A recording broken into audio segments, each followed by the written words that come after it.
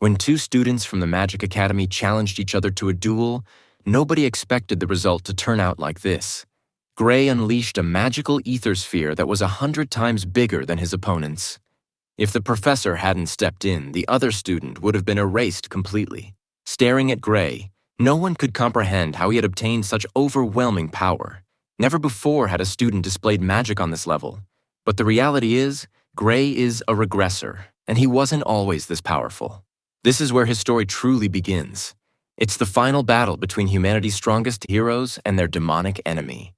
But this time, we're not following some glorified, broken main character. Instead, our protagonist is just another ordinary foot soldier, faithfully carrying out his duty.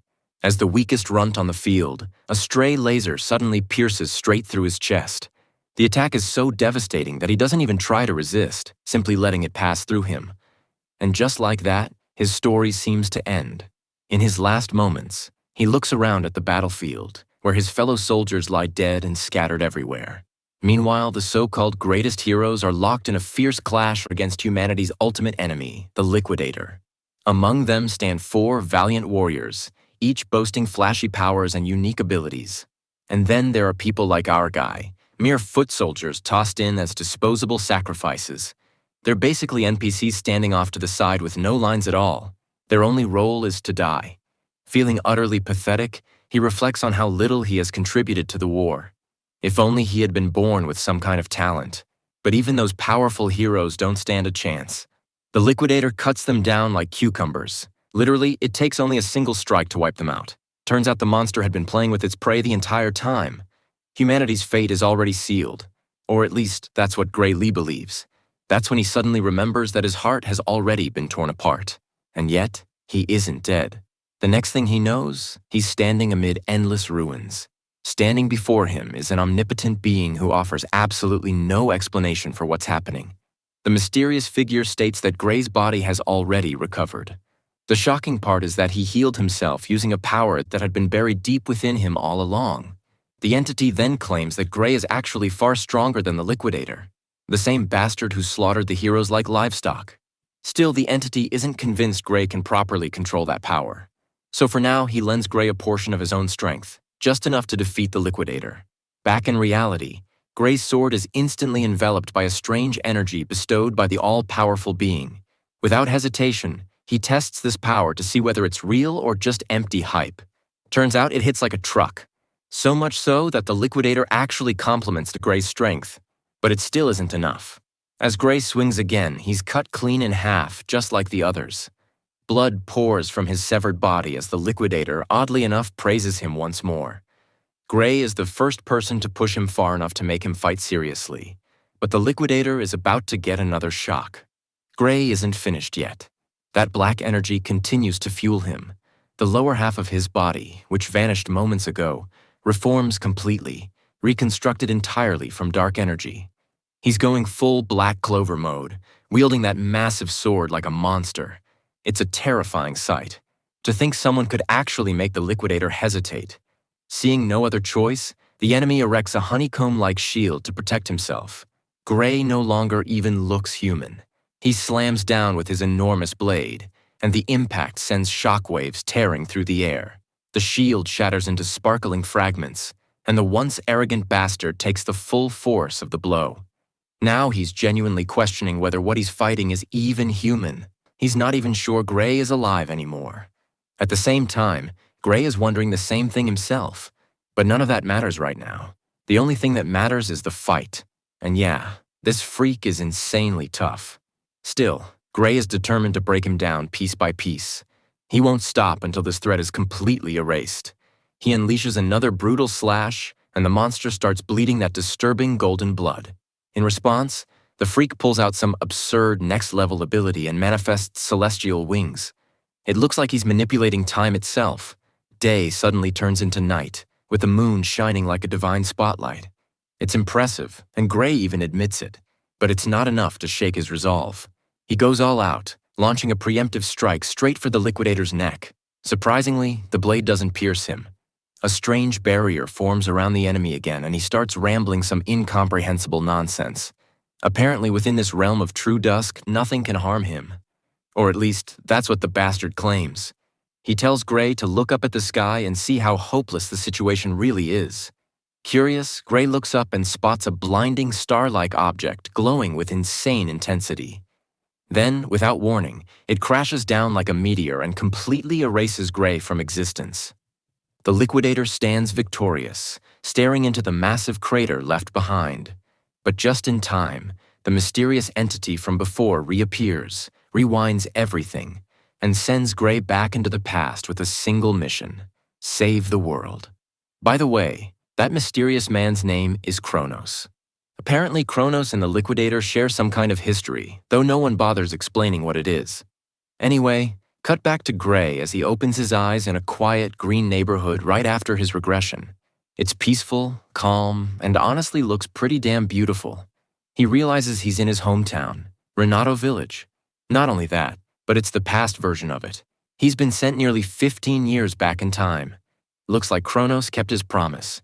Gray has been given one final chance to save the world.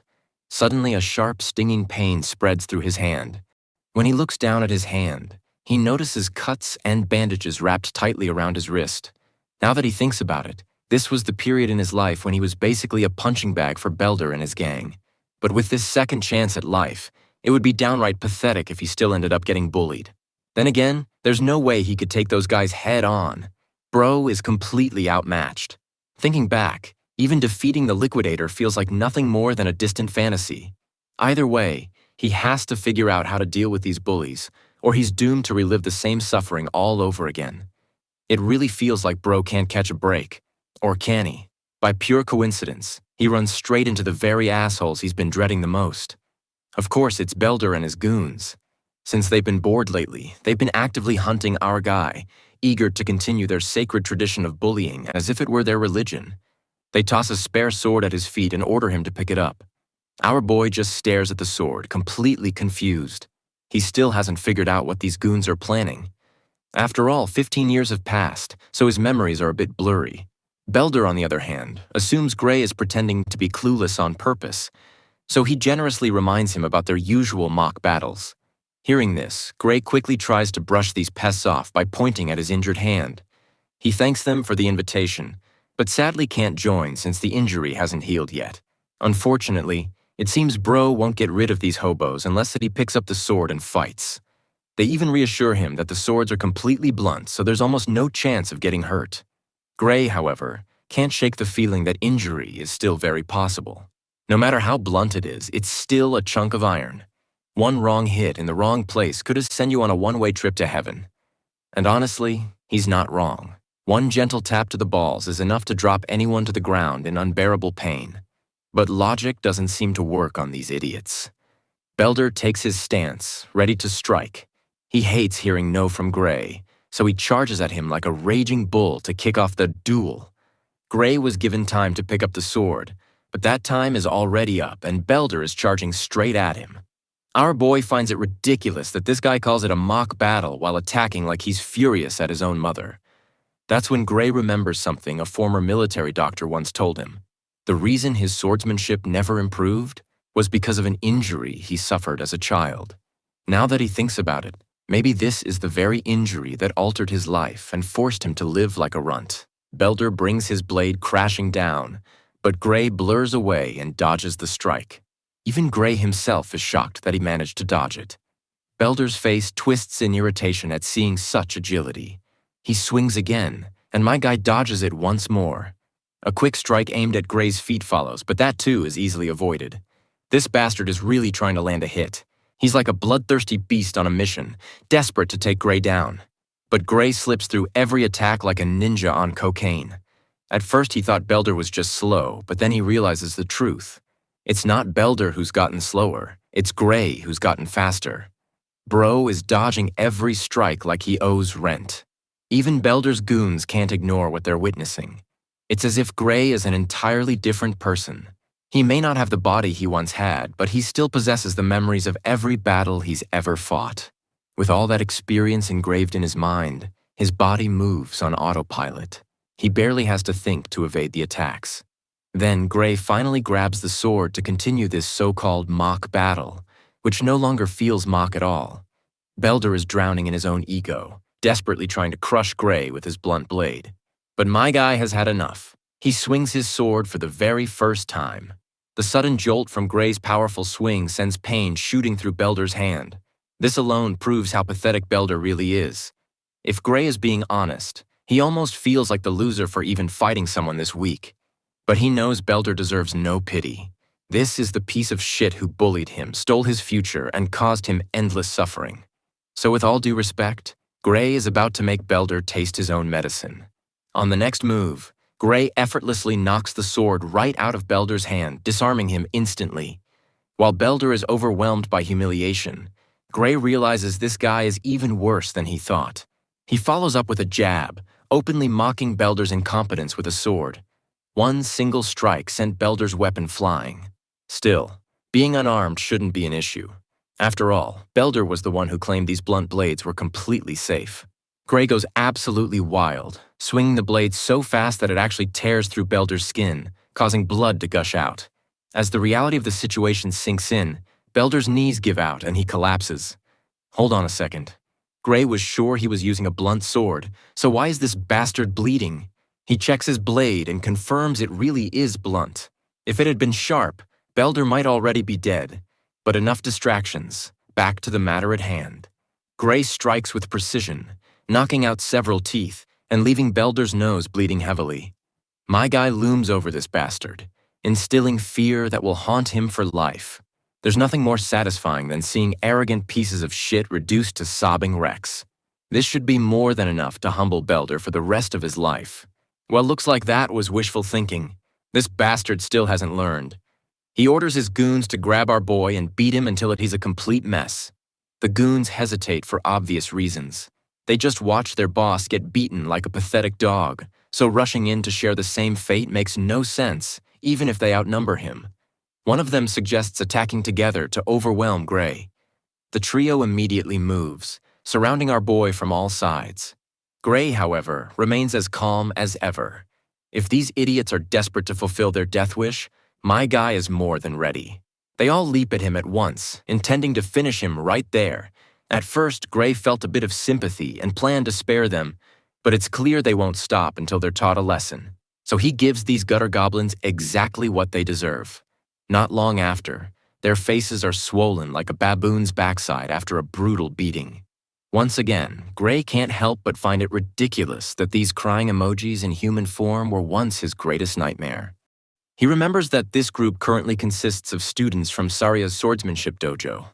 Belder admits they belong to that dojo, though they stopped showing up recently because these soggy biscuits thought they were already strong enough. That's a pretty low bar for people who are supposed to be powerful. Not that Gray has high expectations for the dojo itself. He shows interest in joining, so he wants these goons to serve as his referral. Belder flatly refuses the request. After all, he can't even imagine the consequences if his master discovers he pathetically got his ass handed to him. Gray knows exactly how to handle guys like this. He casually swings his sword to intimidate these suckers, hinting at how ugly things could get if they don't comply. Strangely enough, the threat works perfectly. Belder isn't just humbled, that beating gave him the speed of a cheetah. He bolts down the road to reach the dojo as fast as possible, even abandoning his friends behind him. Sometime later, they arrive in town. As they walk, Belder voices his curiosity about why Gray wants to join a dojo. It turns out this dojo has a recommendation slot for the academy. Our boy doesn't need to explain further, since he's confident Belder is grown enough to grasp his true objective. One of the guys questions why Gray would even bother joining an academy when he's already strong enough. What these bitches don't realize is that my guy doesn't set the bar that low. He has his own definition of what enough means. He clearly remembers the day all of humanity's heroes were slaughtered like pigs in an instant, and that lineup was supposed to be the strongest the world had to offer. Forget the heroes. Even he couldn't leave a scratch on that bastard with all the mysterious power he wielded. Only God knows how much strength would actually be enough to defeat that bastard. Still, he wasn't completely without hope back then. The moment he obtained those badass dark powers, he felt like an omnipotent being capable of destroying anything. What held him back was his lack of swordsmanship skill. He had been relying on just a few tricks learned from the Sword Saint. If only he had devoted more time to sword training like the Sword Saint did, he's certain he could have turned the tide of the battle on his own. This is probably why Kronos sent him here. to grind relentlessly until he's worthy of wielding that dark, mysterious power once again. Sometime later, we finally meet the master the goons were talking about. The group is getting chewed out for picking a fight with a random civilian. And to make it worse, all they gained from challenging that civilian was a humiliating defeat. This terrifying woman is Surya, the swordsmanship dojo instructor. Belder tries to explain that they weren't actually trying to bully anyone. It was supposedly just a mock battle. The poor bastard immediately pays for his lie with a devastating blow, one so powerful it feels like a one-way ticket straight to the moon. His goons tremble in fear, praying they'll survive the day. There's nothing to fear, though. What she just did was merely a lesson she wanted to teach these fools. If they consider beating up an unarmed person a mock battle, then what she did also qualifies as one. She points her sword right at Belder's ugly face and expels him from the dojo on the spot. Not just him, his goons are kicked out as well. With that, the pathetic goons drag their equally pathetic leader out of the dojo. She then spins around, kneels down, and apologizes to her new recruit on behalf of her former students for causing him so much trouble. My guy shrugs off the apology. Back to business. She's heard that he's seeking a recommendation to the academy, which my guy confirms. Since Belder and his second-rate crew caused him unnecessary trouble, she's willing to write him a letter of recommendation. Before that, however, she wants him to prove his worth. Both of them face each other with wooden swords in hand. As the senior, she kindly allows him to make the first move. And so, the clash begins. They move so fast that all that remains are afterimages trailing behind their fearsome strikes. Throughout the exchange, Saria carefully evaluates our boy's abilities. She can tell his swordsmanship is highly practical for someone his age. It feels as though he's survived countless battles already. Now it's clear why those idiots got beaten by a single person. His style is mostly self-taught, yet at times his movements resemble techniques taught at the academy. That suggests someone trained him at some point, even if his form is still rough. One thing is certain, though. He possesses immense raw talent, just waiting to be refined and fully unleashed. She's essentially discovered a diamond in the rough. Having finished her assessment, she decides to end the duel with the final strike she's about to deliver. My guy steadies himself and casually parries her attack. That eerie dance resumes once more. Bro deflects every single one of her attacks like he's immune to damage. This makes the woman grow uneasy. His complete lack of hesitation throws her off balance. No matter what attack she launches, his stance never wavers. She even starts getting irritated with herself. To think she's being forced to go all out in a mock battle that was only meant to test this young gun's skill. She becomes so overwhelmed that fear creeps in. For a brief moment, he looks like a demonic being ready to unleash something catastrophic. After barely enduring the last swing from our guy, she realizes it was just a reckless attack. Following that wild swing, Gray starts to feel exhausted and his energy begins to drop. The woman notices him slowing down and mistakes it for an opening in his defense. She lunges forward like an aggressive cat, only to find herself checkmated instantly. The shattered wooden sword clatters to the ground as Gray is left completely stunned. For just a brief moment, he managed to reconnect with the same dark power he once used during his battle with the Liquidator. The fact that he could tap into even a trace of that power proves that his abilities still exist, despite having regressed back into the past. But then it happens. A brutal backlash surges through his body, flooding him with unbearable pain and forcing him to collapse to his knees. He can't even support himself enough to stand, while Saria panics at his condition and rushes forward, wanting to help him. After using only a tiny fraction of his strength, Gray realizes a harsh truth. His current body simply can't handle his abilities. Even so, he forces himself to stand back up, his legs shaking violently beneath him. He reassures Saria that he's fine, but his mind is racing, fully aware that he can barely remain upright, which makes it painfully clear that he'll need to use his powers with extreme efficiency. At the same time, he debates whether or not he should reveal the truth about his abilities to the experienced swordmaster standing before him. Saria stares at him, visibly confused and unsure of what to make of the situation. Meanwhile, Gray calmly evaluates everything and decides that telling anyone about what just happened would be a terrible idea. After all, who would ever believe such an absurd story? And it's not like he can freely control his dark powers to prove anything. Keeping that in mind, he settles on a harmless excuse, claiming that he simply pushed himself too hard. However, the swordmaster doesn't buy it for even a second, finding his explanation completely ridiculous. There's absolutely no way he should have been able to slice through her wooden sword while they were both using dull weapons. Her sharp mind quickly picks up on the fact that Gray is clearly hiding something. Virgil's daughter points the remains of her sword at him, prompting Gray to ask if something is wrong. From the way he reacts, she understands that he doesn't want to discuss the matter right now. Rather than pressing him further, she respects his choice and shifts the conversation, asking about his original reason for seeking her recommendation to the academy. Gray confirms it, explaining that he heard she could help him with that, and Saria doesn't deny it. She explains that with her authority alone, she can secure him a recommendation to the Royal Academy of Swordsmanship, the finest educational institution their kingdom has to offer. However, without warning, she adds that she has no intention of recommending him there, bluntly stating that Gray is unfit for the academy. Her cold words pierce him deeper than any blade ever could. Gray immediately turns that criticism inward, questioning his own worth and admitting that he's far too weak. His final attack was the only noteworthy thing he managed during that battle. But Saria isn't done speaking.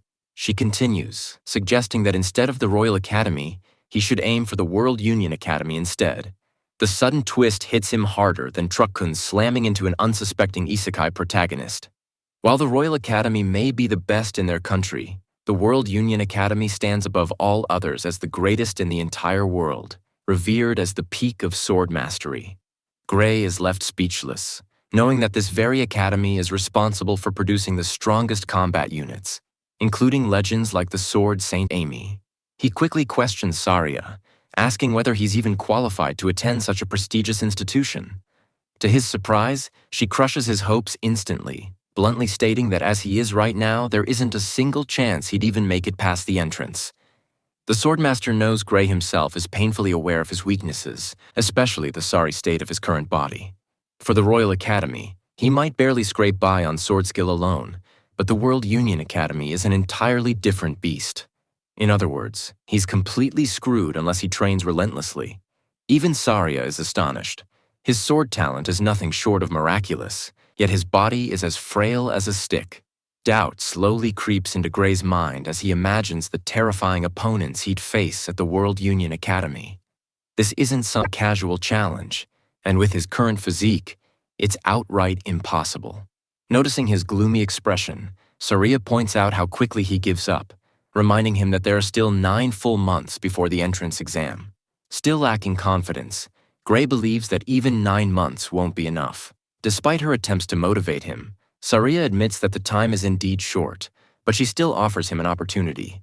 She tells him to trust her for the next 9 months, warning that she'll put him through hell and back during that time. Yeah, something tells me she's about to summon David Goggins and have this guy running ultramarathons while cranking out thousands of pull-ups. Either way, Gray accepts that even though he doesn't want to suffer, he has no other choice. Declaring himself ready, he asks the Swordmaster to take good care of him. Saria finds his resolve admirable. At first, it seems like things are off to a positive start, but the mood instantly shifts to pure terror as Virgil's daughter officially declares the beginning of Gray's agonizing trials. He trained like Goku and honestly ate like him, too. She throws him straight into a full bulking phase. Along the way, he's forced to endure some highly questionable meals, but his teacher shows no mercy and pushes him through everything. Their sword duels continue without pause, all with the goal of refining his techniques. Before he knows it, 8 months pass in the blink of an eye. Congratulations to Gray for emerging with a shredded body after surviving such brutal training. Even Saria can't help but admire his physique. Now that they've reached this point, she has nothing more left to teach him. He's ready to step back into the real world. However, her relaxed attitude leaves Gray confused, since there's still an entire month remaining before the entrance exam. Virgil's daughter reminds our boy that he'll be spending a long time traveling just to reach the entrance exam location, which is exactly why he needs to leave early. As a final gesture of gratitude, Saria hands him a bag of money, assuring him that his journey will be comfortable and that his expenses for the entire month are covered. Now that's what a real teacher looks like. Even so, our boy still feels uneasy about leaving so soon. Her firm attitude weighs on his heart, making him believe that his teacher is pushing him away, as if he's nothing more than a burden. She smiles at his response, thinking he's overthinking everything. Suddenly, Gray brings up the rumor about an ogre's nest nearby, instantly drawing Saria's attention. He also mentions that the village is extremely unsafe due to the lack of proper security guards. The Swordmaster confirms that the nest does exist as it was recently discovered. At the same time, she reassures him with a smile, believing that nothing serious will happen. Even if the worst comes to pass, they can simply rely on the royal capital to step in and help. Despite Gray's concern, she insists that his only priority should be the entrance exam without letting his thoughts wander. In his mind, however, he's completely convinced that his teacher is lying, trying to calm him so he won't worry. The royal capital would never send aid to a tiny village like this, and once the ogres raid and destroy it, Saria's death will be unavoidable. In his previous life, he learned that she died while fighting alone. Still, he keeps all of this to himself and simply accepts the situation, thanking his teacher for everything she's done for him. Gray decides to leave immediately, which earns a smile from Saria. She, along with her two big personalities, cheers for him to pass the exam. A few days later, the story shifts to her traveling along a dangerous path as she heads toward the ogre's nest. Along the way, human skeletons are grotesquely hung from the trees, serving as a grim warning. Saria follows the information provided by the scout to locate the nest. When she notices a trail of blood ahead, she realizes danger is close. Before she can act, however, the Swordmaster is startled by the familiar voice of her disciple. Perched on a tree branch above her, he asks where his beloved master is heading so late at night. Shocked by his sudden appearance, she questions why he's here when he should be focused on the academy. Landing smoothly on the ground, he mocks her for questioning him, saying that he should be the one interrogating her instead. She lied when she said she would ignore the ogre nest and let the royal capital handle it. Making up an excuse, Saria claims that the royal capital refused to intervene due to personal matters, which is why she decided to handle it herself. She's confident in her swordsmanship, believing that whatever is hiding in that nest, she can defeat it. That confidence is reinforced by the scout's report. Saria explains that the enemy is an elite ogre, accompanied by roughly 50 henchmen monsters besides the boss. She knows the fight will be difficult due to their numbers, but that knowledge doesn't stop her from moving forward. Even Gray admits that an elite ogre isn't particularly strong, at least not enough to defeat someone of her level. However, ogres have one major advantage: their intelligence and overwhelming numbers. With that many monsters in the nest, Saria will undoubtedly die if they manage to surround and overpower her. More than anything else, our boy knows one truth with absolute certainty. Because of what he remembers from his past life, allowing Saria to face this mission alone is no different from sending her to her death. Once she's gone, the village will be destroyed with no one left to protect it. That future is one he has already lived through. Keeping that in mind, the young disciple asks to fight alongside her. His master immediately refuses, stating that she can handle everything on her own. Instead of wasting time trying to argue that she won't be enough, Gray cleverly changes tactics and says he wants to gain real combat experience. He even guilt-trips her, asking if she's afraid he'll become a burden during the fight. Despite his clever words, his master points out how absurd his argument sounds. Their skill levels are nearly identical at this point, to the extent that she struggles against him during their sparring sessions. Even acknowledging that fact, Saria reminds him that a real battle is completely different, especially when dealing with a monster nest like this. The danger is extreme, which is exactly why she doesn't want Gray risking his life, at least not until he gains more experience. Her unwavering resolve crushes her disciple. No matter what he says, Saria refuses to back down. Left with no other option, he turns to one final plan, an idea he wants to share with her. At first, she's confused, until Gray openly challenges her to a duel, declaring that he'll knock her out and then head to face the ogre alone. The tension spikes instantly. The disciple has just challenged his master in a real fight, his sword pointed directly at her. Gray waits for her answer. Realizing that her student is just as stubborn as she is, Saria finally gives in.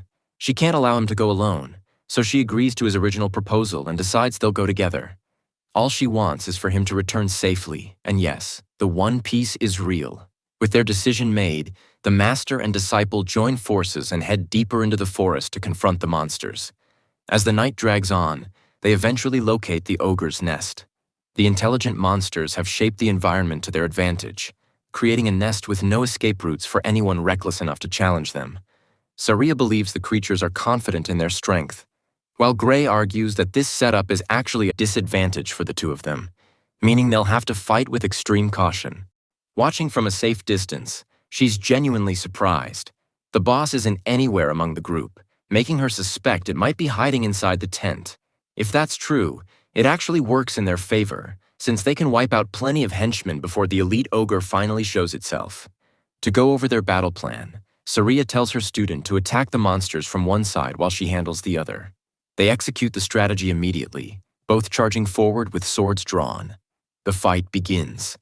Before the monsters can even grasp what's happening, the magnificent Saria is already upon them, delivering a precise strike that cleanly takes a head off, sending it tumbling across the ground like a kicked ball. With the first monster dead, the others grunt and roar at one another in their own language. The entire group erupts in fury, slipping straight into kill mode as they ready their weapons against the intruders. It doesn't matter though, because our boy is going completely beast mode, carving through the horde without mercy.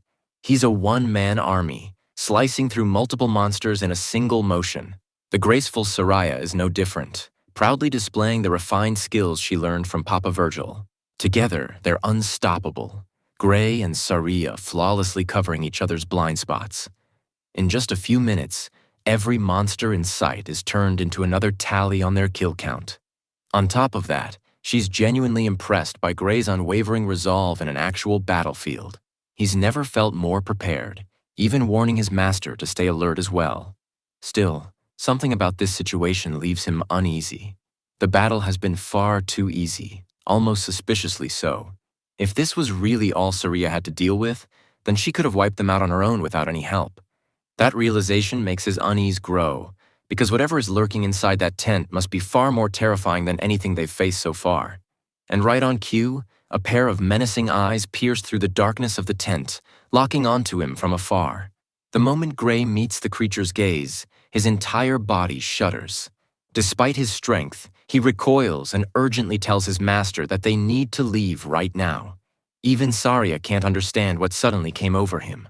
Without offering any explanation, he shouts at her to run, fear dripping from his voice to the point that Saria doesn't hesitate. She follows his command immediately and sprints after him. As they run, you might think they're about to escape. But nope, because their horrifying enemy literally descends from the sky with an absurd leap. Gray freezes in terror as the monster slams its feet into the ground, standing directly in their path. Saria's face twists in shock as she points out that the boss monster has personally come to fight them. That's when Gray drops a shocking revelation no one saw coming. This creature isn't the real boss at all. Just as he's about to explain where the true boss is, a monstrous roar explodes from behind them. That provocation summons another massive horde, all charging straight toward them. The deafening roar rattles Saria's senses while the ogres are driven into bloodthirsty madness. Saria trembles in fear, unable to fully process what she's witnessing. There's something far more dreadful, far more oppressive than an elite ogre, and it's commanding the entire nest. At last, Gray reveals the truth. They're facing an ogre general. He's the actual boss of the monster nest. Just to be clear, they're completely trapped right now. An elite ogre blocks their escape on one side, while retreating isn't an option either, since a massive horde and the true boss are waiting behind them. Saria voices her disbelief, fully aware that a monster like this is beyond what they can handle at their current level. Their only chance to survive is to kill the elite ogre standing in their way. With that resolve, she charges straight at the beast, slamming her weapon against his in a violent clash. Focused on winning, she exploits a brief opening and lands a deep slash across the creature's body. Blood sprays from the wound, and while that should be reassuring, her fear only deepens when she sees the injury rapidly healing. At the same time, our boy is fending off dozens of monsters alone, explaining the ogre general's abilities as he fights. Apparently, its roar massively boosts both the strength and regeneration of the monsters. In other words, they're dealing with an elite ogre pumped full of steroids. Even taking down a normal one is already hard enough, and now even Gray is struggling. After cutting down another monster, he tells Saria to guard his back. He asks her to stall the fight for a little longer, leaving her wondering what kind of insane plan he could possibly be cooking up. In response, our boy explains that in a situation like this, there's only one goal that matters: and that's to kill the ugliest one of them all, the bastard hiding behind the horde. The fight for survival intensifies as Gray clashes blades with another monster, clearly irritated at being surrounded and attacked from all sides. He blocks the strike and immediately spots another raging enemy charging at him. He cuts his way through, focused solely on carving a clear path forward so he can reach his target. But in a moment of carelessness, he pours too much power into a swing, causing his sword to shatter completely. That's a serious problem, since this was the weapon he trusted the most. He narrowly dodges the enhanced ogre's crushing downward slash and quickly shifts his focus to pulling out his backup blade. Yeah, that's one smart main character. Carrying a second sword means staying prepared. Still, Gray can't shake the worry that even this blade won't last much longer. Rushing in to save him, his master hurls her spare sword toward him, granting him one more shot at victory. With 2 spare swords now in his grip, his chances in battle finally improve. But even then, it still isn't enough to wipe out every single monster. There's far too much resistance in reaching the ogre general while also cutting down its minions. Putting full faith in his skills, the man goes completely berserk, unleashing a super speed slash that tears through his enemies. His momentum is suddenly interrupted when an ogre lunges at him. He narrowly dodges, then instantly blocks the follow-up attack. The battle is draining his stamina, yet he's undeniably made solid progress against the monsters ahead. Sensing danger, the ogre general lets out a second terrifying roar. To Gray's horror, the already empowered creatures receive yet another surge of strength. This only worsens his situation, as fighting them becomes even more overwhelming. Gray realizes the ogre general is smart enough to see through his plan. Now aware of the human's intent, it repeatedly roars to incite its minions. Blocking another strike, Gray forces his way through the crowd and charges straight ahead. A massive horde lies in wait for him. Instead of engaging every monster, he precisely cuts down only those directly blocking his path.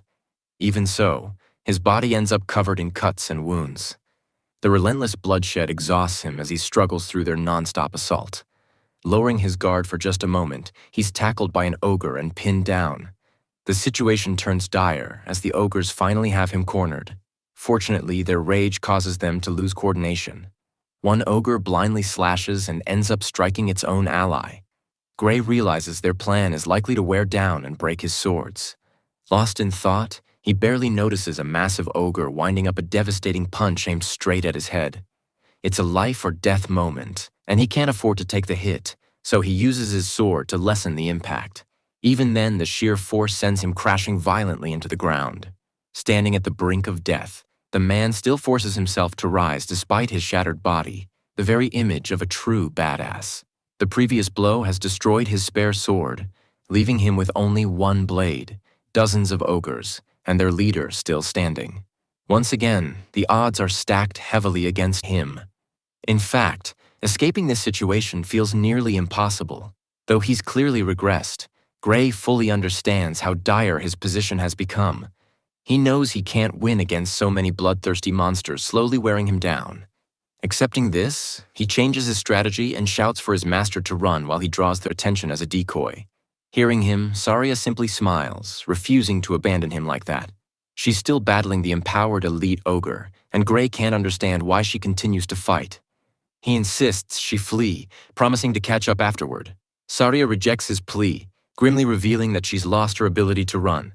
A deep gash in her thigh shatters Gray's remaining hope. That plan is no longer an option. With no path left, the only choice remaining is to march forward toward death. Swinging his blade in rage, he reflects on the reason he regressed in the first place. Despite carrying such a heavy purpose, everything is now on the verge of ending. In a cruel twist, his final sword chips and shatters, yet he still refuses to accept it. Even without a weapon, Gray won't acknowledge this as the end of his life. If only he can draw upon the power from the future, the terrifying ability that rivaled the Liquidator and managed to harm him. If he can use it, even briefly, these monsters would be sliced apart. Focusing intensely on the sensation he felt back then, he channels it through his broken sword and enters a meditative state. When he opens his eyes again, Gray is no longer the same weakling as before. One dark, burning slash obliterates the ogres, reducing them to ashes beneath his blazing black blade. Even Saria can't comprehend what just happened. Yet Gray appears to still be in control. as he smiles at her reassuringly despite wielding such dark power. In mere seconds, he cuts down every creature in sight, including the ogre general. Even his master struggles to process what she just witnessed. She's still occupied dealing with the elite ogre, but with the ogre general defeated, its strengthening effects finally fade. Saria realizes the moment has come. With its regeneration gone, the beast is easily finished. Using a bargain bin version of Judgment Cut End, she slices it down, declaring that the elite ogre is nothing without its master. At last, they are victorious. Together, they defied impossible odds and emerged triumphant. Even after slaughtering an entire horde of ogres, Gray apologizes for breaking her sword. Saria tells him it's insignificant compared to the fact that he saved her life. She retrieves the sword and turns to question him about the technique he used at the end. Before she can finish speaking, Gray suddenly collapses, completely unconscious from the backlash, forcing his master to call out his name in alarm. The scene shifts into Gray's inner consciousness. He looks around in confusion and sees nothing but a floating door bound in chains. As he stares, the door releases the same dark energy he uses with his ability, triggering a sudden realization. This power belongs to him. He wonders what might happen if he were to break the door open, imagining the possibility of fully claiming that power as his own. Resolved to try, he steps forward, but the instant he takes that first step, a suffocating sense of death engulfs him, terrifying him to his core, and that's after just a single step. Gray is completely gripped by fear as he backs away. He still doesn't understand where his power truly comes from, but one thing has become painfully obvious to him just now. If he dares to force his powers again in his current condition, there's absolutely no doubt he'll die. And this isn't some casual assumption. The sensation is so terrifying that it brings him to tears. From the void, a voice slowly slips into his mind, praising him for the choice he just made. Before Gray can think any deeper about it, he jolts awake in a panic in his bed. His master is right next to him, relieved that he's finally conscious. Anxious, he asks where he is. She tells him that she rushed him straight to the village infirmary. Turns out he was knocked out cold for 5 full days. And honestly, thank God it wasn't the usual 3 days every story uses. Anyway, she feared for his life, while Gray is left processing the fact that he needed nearly a week to recover from the strain of the technique he used. Even Saria believes he pushed himself far beyond his limits in that fight. It was the very definition of overcoming impossible odds. Still, she's worried about his physical condition and asks whether he can move properly. To test it, the boy tries lifting his arm, but he can't do a damn thing. He can barely move it after exhausting so much energy, and in his current state, there's no chance he could even hold a sword with an injury like this. Honestly, there's no way he'd even be able to rub one out either, so he really needs to fix this problem fast. Then there's the bruise left on his arm from the battle. Saria grows even more concerned, knowing his body isn't responding well. Gray confirms that he's basically helpless right now. Even his master admits that his arm won't recover anytime soon, revealing that every single bone in it was shattered completely. The revelation shocks the boy, especially since, strangely enough, he doesn't feel any pain at all. That's entirely thanks to the magic potion treatment he was given. The boy's jaw practically drops, because those potions are insanely expensive, and she used one on him without hesitation. Saria tells him not to worry, explaining that the village chief personally rewarded them with it. Gray can't believe what he's hearing. He doesn't even personally know the village chief, yet he was given such a valuable potion at his expense. Thinking he still doesn't get it, Saria spells it out clearly. Gray is officially the village's savior and hero. Before he can even wrap his head around that, the village chief suddenly enters to greet him, thanking the boy for everything he's done. To emphasize how incredible his feat was, the chief explains that an ogre general is so powerful it normally takes an entire town just to fight one. That same monster threatened their village, yet a single boy carved his way through and killed it, securing everyone's safety. For that, the village chief is deeply grateful. Thanks to the bravery of the boy and his master, their lives are no longer in danger. Unable to accept all the praise, Gray insists that they are exaggerating his contribution. But the village chief believes Gray is the one downplaying his own achievement. After giving it some thought, Gray reflects on the result and realizes the chief might be right. Thinking back to his previous life, this very village was burned to ashes by ogres. That alone proves how significant this outcome is. The village leader is more than willing to go on about Gray's greatness, but for now his focus shifts to the boy's goal of passing the entrance exam for the World Union Academy. That reminder hits Gray hard. He suddenly remembers his true objective. Recklessly, he went to wipe out the monster's nest just weeks before his exam. With all the time lost since then, he now has only 2 days left until the exam begins. And just reaching the academy takes 3 full days on foot. His best option is traveling by horse, but he's completely broke and can't afford one. Swallowing his pride, he asks the village chief to lend him a horse for the journey.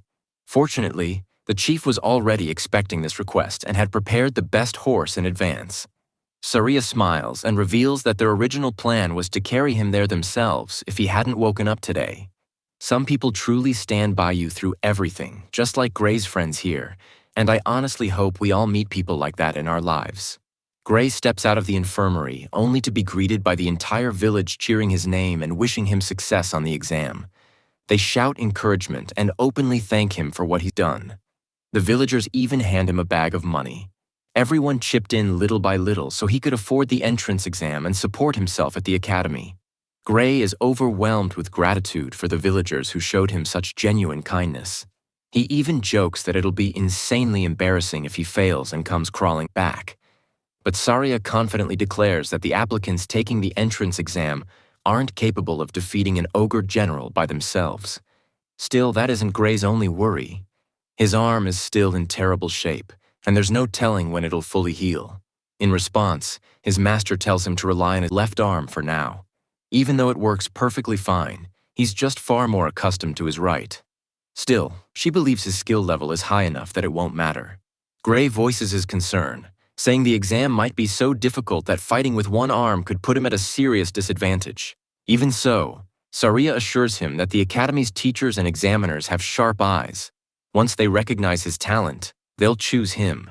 Gray climbs onto the horse as his master confidently declares that he will pass. That's the only possible outcome. Thanking her for everything she's done, he promises he won't fail. Remembering how the village was destroyed in his past life, he's genuinely happy that these people were given a second chance along with him. From this very moment, the world is already beginning to change, and he intends to shape the future with the power he now holds. In the following scene, our boy finally reaches his destination. As he looks ahead, his gaze meets the overwhelming grandeur of the World Union Academy. Inside the arena, the examiner announces the distribution of the exam tickets. All candidates are instructed to remain inside the arena. Judging by the crowd, there's a massive number of applicants, yet only a small group of 20 will ultimately secure a seat in the class. The examinees start arguing about how the number of accepted students changes every year, since in some years the academy took in as many as 50 people, while in rare cases, it accepted only 1. Clearly, the selection rules aren't set in stone. At that point, Professor Ariel steps into the spotlight and walks forward. She addresses the examinees and explains that they need to receive the paper being presented. With a snap of her fingers, a yellow vortex opens, releasing magical energy and instantly forming tickets in each examinee's hand. Our boy receives his ticket. His examinee number is 513 for the fencing course. Professor Ariel explains that the ticket only contains the most essential information, but there's no need to worry since the procedure is the same every year. She also states that the academy doesn't care about age or gender, nationality, or class. In other words, they genuinely don't give a flying fuck what you are. They don't even care enough to know anyone's name. Only those who are chosen to pass will be asked for further details, while for the rest of the examinees present, none of that matters. Professor Ariel even confirms that using a fake name is perfectly acceptable, further proving how little the academy cares. Trouble once again finds our boy, because he showed up today without his sword, yet he's been assigned to the fencing course, making him question how legitimate the system really is. Professor Ariel continues, jokingly saying that she assigned each course purely based on appearances. She's supposed to be perceptive or something, but it's still hilarious considering she was just talking about discrimination moments ago before dropping that line. Ariel mentions that she's fine with correcting course details if she happened to assign something incorrectly. Even the examinees find it absurd to believe courses could be assigned by sight alone, especially with such a huge number of candidates. They suspect the Academy must have investigated them beforehand to know this much. The idea of mind-reading magic is also brought up. Professor Ariel doesn't respond to any of their doubts. Instead, she simply observes that no one is actually complaining about their assigned course. Next, she decides to reveal everyone's exam schedule. The information is instantly imprinted onto their tickets. Gray grows nervous when he sees that his exam is scheduled for the very first day, giving him no time to let his arm recover. Ariel announces that the exam will only be held once and that it will determine everything. Any candidate who arrives late will be immediately disqualified. She also reminds them that the schedules are absolute and cannot be changed or disputed for any reason. This is terrible news for Gray, who is still struggling to recover. He desperately wishes for a miracle, hoping his body will somehow heal by tomorrow. The next day arrives, and unsurprisingly, his arm hasn't healed at all. With no other option, he's forced to take the exam in this condition. Gray's examinee number is called, and he steps forward with clear frustration. He tries to steady his breathing, doing his best to stay optimistic. After checking his left arm, he finds no issues, and although his right arm can move, it only works if he forces it. His plan is to carefully observe the examiner's movements and identify a possible winning approach. He watches a match between another candidate and an examiner. The applicant recklessly charges in, but by the time his attack ends, the examiner remains completely unfazed, casually standing there and waiting. The candidate drags his sword into another slash, but that attack is just as useless. It's blocked, and worse, the examiner deflects the blade and sends him flying with a final strike. As the candidate crashes to the ground, the examiner declares the result and orders him to leave the arena. You might think Gray learned something from this, but the funny part is that he pretty much gives up mentally, accepting that he's about to get his ass cooked. His number is called, and he steps into the arena.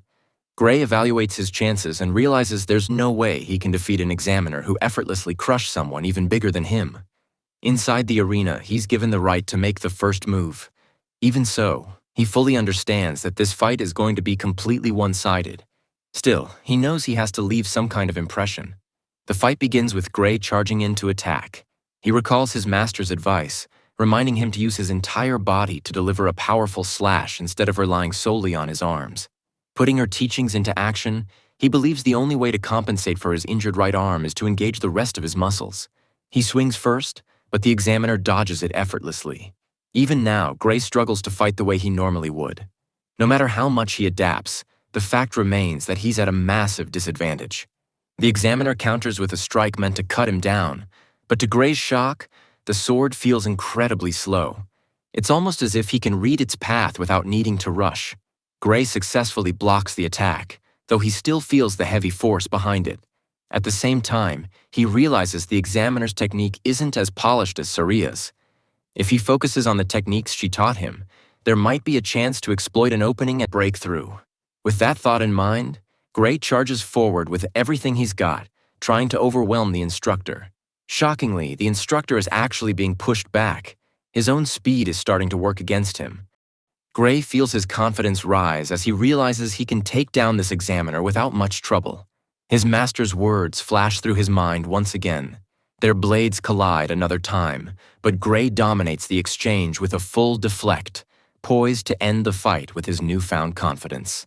Gray keeps up his relentless offense while the instructor struggles to seize control of the tempo. Even though our boy has already seen through the opponent's technique, countering it while handicapped is still no easy feat. He takes advantage of the speed difference and slips in a straight thrust, only for it to be curved away. The gap in raw strength is simply overwhelming. Disrupting the instructor's form is hard enough with two hands, let alone just one. Even so, Gray's non-stop pressure gradually makes the nerd's movements rougher and more unstable. It is risky, but he decides to push his luck. With a clear strategy in mind, Gray allows the instructor to drive him toward the edge of the stage, deliberately opening up a huge defensive gap. Just as expected, Glasses bites the bait and lunges in for a finishing strike. The instructor falls for the oldest trick in the book. He throws out a wide, exposed swing exactly as Gray predicted. The young warrior adjusts his footing and lets the attack come toward him. Nothing exposes an opening more than an impatient and greedy advance. A large, predictable swing is exactly what he needs to exploit his speed advantage. In a split second, he slips to the instructor's unguarded side. No matter how big the difference in power is, no one can defend against a ruthless strike from behind. Just milliseconds before Gray can thrust his sword for victory, the referee steps in and signals the end of the match. Gray restrains himself and lowers his blade. The fight is over, yet it feels far too brief. With the exam's time limit reached, the referee declares the match a draw. The young man clenches his teeth in frustration. He failed. Despite all the effort he put in, he couldn't finish it. He grips his trusted sword tightly for a moment before loosening his hold. Gray leaves the stage and accepts the outcome with dignity. He did everything he could. If he can't defeat an instructor, injured or not, then his ambitions are still farther away than he thought. At least on the bright side, his arm should be fully healed by next year, letting him return at full strength for another attempt at the entrance exam. Regardless of the outcome, this experience is worth being thankful for. A week passes after Gray narrowly misses victory against that glasses guy. Today, the faculty of the World Union Academy gather in meeting room 53 to discuss the entrance exam results. White-haired Gramps opens the meeting by allowing everyone to freely voice their opinions about this year's candidates. Almost instantly, groans and complaints echo through the room. This year, they implemented a system where every professor observed the exams together. It turned out to be inefficient and exhausting. Naturally, there were also a few who actually liked the setup. After all, they can't risk overlooking a talented student just to make things easier for the faculty. Gramps shifts the conversation away from the exam format and back toward the promising examinees. Beginning with the swordsmanship course, he calls up magical recordings of every candidate to make a final evaluation of those who passed. Those who outright defeated the examiner passed without question. Those who failed to do so would be judged on the qualities they displayed and how well they endured the full 15 minutes of combat. Aside from the ones who completely wiped the floor with the instructor, the standout candidates were narrowed down to numbers 5, 217, and 753. Everyone agreed to draw the line at just those three. Bringing in weaker talents would only cause those students to fall behind in class. With no objections raised, the successful candidates for the swordsmanship course were finalized and locked in. Or at least, that was how it was supposed to go. Until a playful voice mentioned candidate number 513, Gray Lee. The voice belonged to none other than the mysterious red-haired Professor Ariel. Since she brought up an unfamiliar number, the other professors pulled up the footage. They had to admit that with just one more second, the young man probably would have won. But the fact that he relied on traps to defeat an examiner made the academy seem like it might be too much for him. Those with trained eyes could clearly see his solid technique, his lack of power, and the obvious mismatch from beginning to end. In the end, the swordsmanship professors rejected the idea of admitting candidate 513 into the academy. As they mocked the boy's shortcomings, Professor Ariel stared at her colleagues like they were a bunch of clueless bums. Everyone in the room had watched the same footage, yet not a single one noticed what she did. If they were all this blind, maybe the exam format really was a complete waste of time. The day after the final decision, the examinees were summoned back to the town square. They were ordered to assemble at 11 in the morning. The air was thick with tension as everyone prayed to receive that coveted acceptance. At last, the moment arrived. An academy representative loudly announced that 6 candidates had passed the swordsmanship course. Everyone clutched their slips, hoping their name would be among them. The first called were candidates number 5 and 217. Their paper slips immediately burst into flames and vanished. Next came candidates number 432, 615, 753, and 925. That was it. Out of hundreds of hopefuls, only 6 possessed the skill to enter the world's most prestigious training academy. Gray arrived today carrying a bit of hope, only for it to be completely crushed by the harsh reality that he might not be good enough. The accepted candidates were instructed to cross the bridge and finish their enrollment before the day ended. Those who passed were naturally buzzing with excitement at the thought of stepping into an elite life. Those who failed lowered their heads in frustration, drowning in disappointment. With the swordsmanship course finally concluded, the representative unexpectedly announced that one examinee had been chosen through the Divine Eye special admission. Naturally, it was none other than candidate number 513, Gray Mother Freaking Lee. His paper slip ignited in a different hue than the ones before him. The vivid blue flame immediately drew everyone's eyes. Just as he believed he would need another year to train and recover from his injury, Gray was suddenly granted a pass. Nearby candidates burst into mocking laughter when the Divine Eye special admission was mentioned. Gray had no clue what kind of situation he had just been thrown into. This was the first time he had ever heard of anything called the Divine Eye. Almost everyone viewed it as a sham admission, nothing more than a backdoor method to sneak in the unqualified, proof that the World Union Academy was declining. Listening to the venomous whispers around him, Gray didn't like being labeled a backdoor student. He questioned how he could even be chosen when he had no connections whatsoever. His master couldn't possibly wield that kind of influence within the academy. As the failed candidates mocked the single examinee admitted through the Divine Eye, a bald old hermit scolded them for disrespecting a tradition that had endured for generations. From the bald hermit's perspective, this admission path was an honorable category that had produced countless heroes for over a century. As expected, the failures mocked the hermit as well, calling him outdated. Sure, the Divine Eye had once been celebrated as the birthplace of heroes, but those days were long gone. Recent Divine Eye candidates included Amy White, Bella Albright, Leek Muller, and Jacob Bloomfield. These four shared one common trait. Everyone considered them complete and utter failures, yet we have already heard these names before.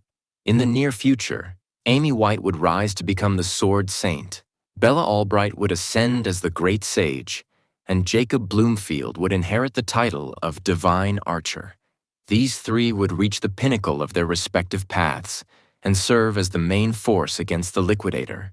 Now, Graylee's name would stand alongside these legends. Those who passed were welcomed and handed uniforms to change into. The entrance ceremony would begin shortly, and the rookies were instructed to gather in the plaza before the main office. Gray tried on his new outfit, and it fit him perfectly.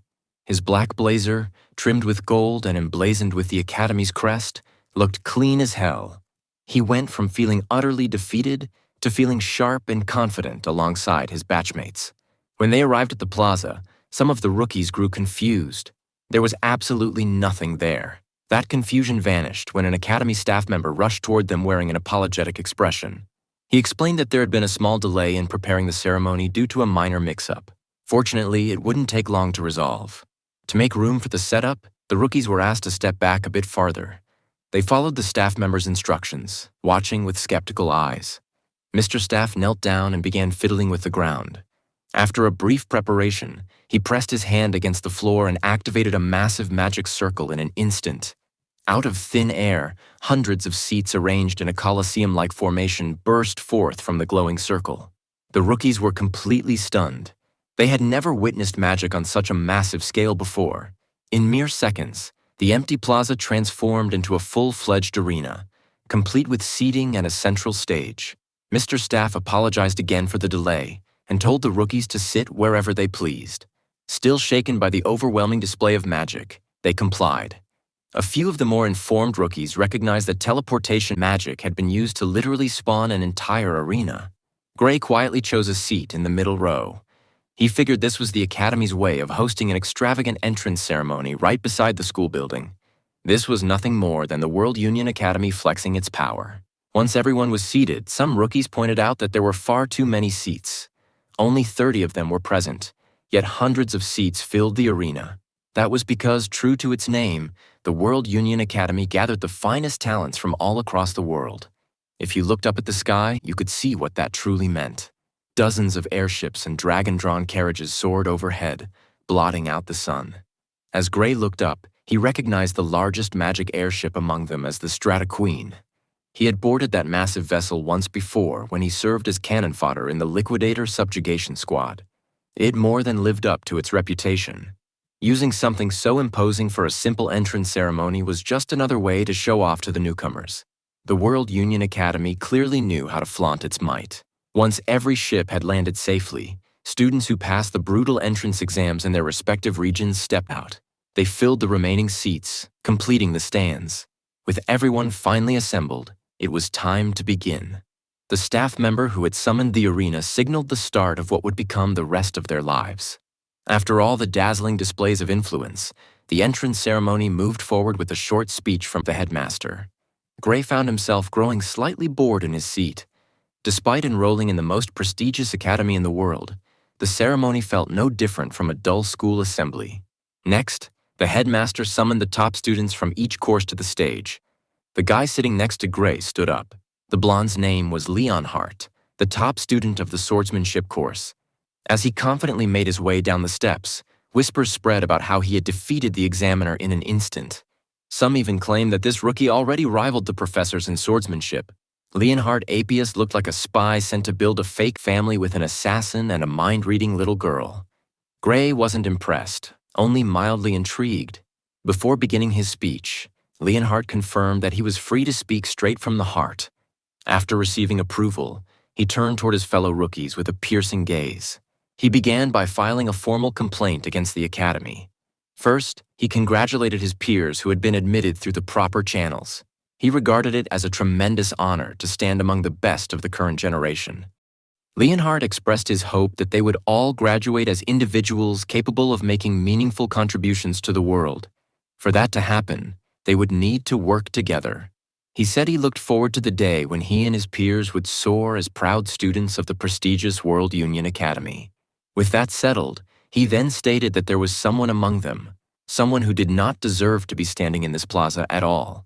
He aimed this accusation straight at Professor Ariel, the one responsible for overseeing the Divine Eye's special admissions. She was clearly stunned to be publicly challenged by a freshman on the very first day of classes. Professor Ariel firmly responded that every student present had passed the Academy's rigorous examination. They might not be as overwhelmingly dominant as Leonhardt, but they had proven that they belonged here. Curious and intrigued, she asked the arrogant rookie why he was yapping like a little bitch. Without holding back, Leonhardt bluntly brought up the mysterious candidate who had been admitted through an outdated backdoor system. Like many others, he viewed the Divine Eye special admission as nothing more than a way to sneak underqualified students into the academy. Leonhardt bellowed that the specially admitted student should reveal themselves, hand back the honorable uniform, and leave in disgrace. His sharp words and unwavering resolve seemed to stir the other rookies. Meanwhile, the person being targeted was doing everything possible not to draw attention. Thankfully, that hostile overachiever didn't know Gray's face. As long as he stayed quiet, he shouldn't get dragged into this mess, right? Professor Ariel stepped in to break the tension, complimenting this year's batch for their energy and passion. Unwilling to back down, Leonhardt doubled down on his criticism of admitting students through an obsolete system.